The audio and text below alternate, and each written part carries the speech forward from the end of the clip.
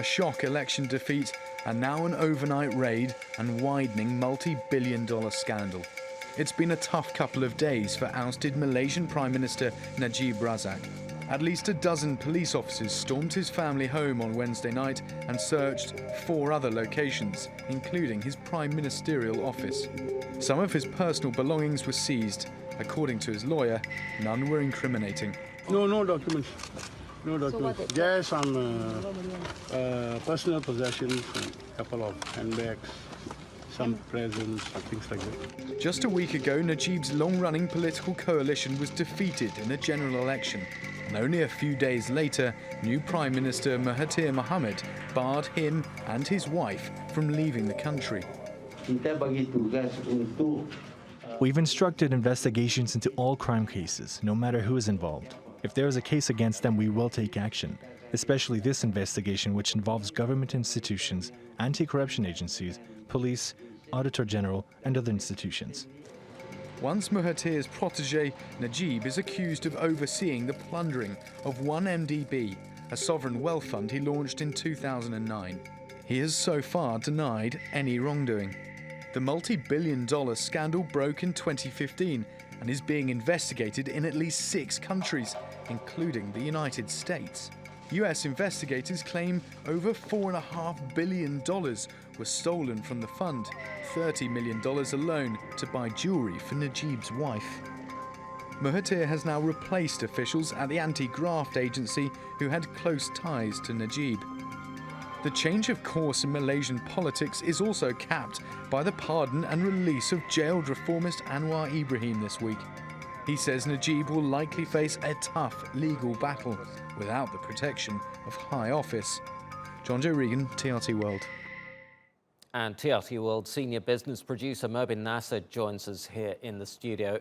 Mobin, so tell us a little bit more about what we know of these latest police raids into Najib's properties. Well, the former Prime Minister hasn't been convicted yet, but he has turned into a spectacle, as you saw in that report there. His house was raided for other properties, including his office that he used while he was Prime Minister. And all of this was live streamed. Now, some of the highlights from that were, of course, investigators drilling through a safe in his house because allegedly the keys were lost.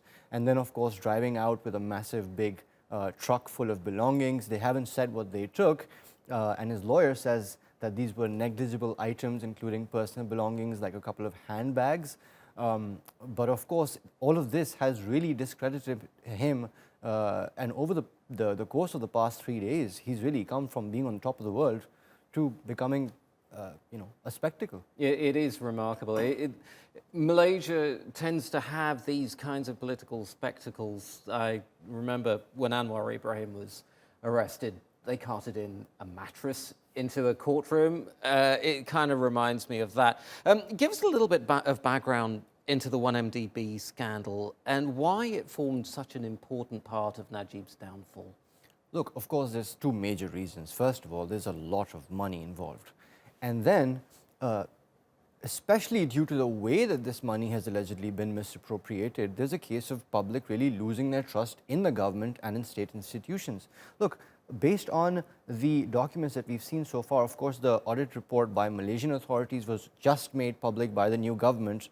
But prior to that, the US Justice Department had said $4.5 billion were misappropriated.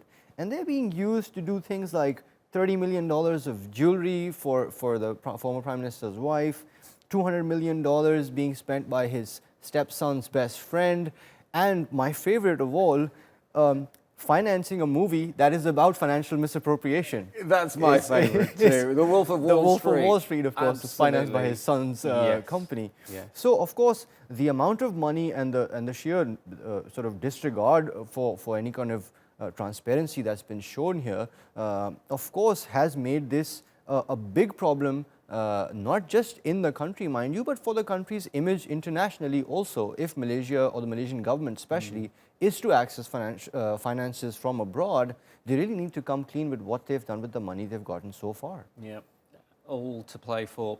Mobin Nasir, thank you so much.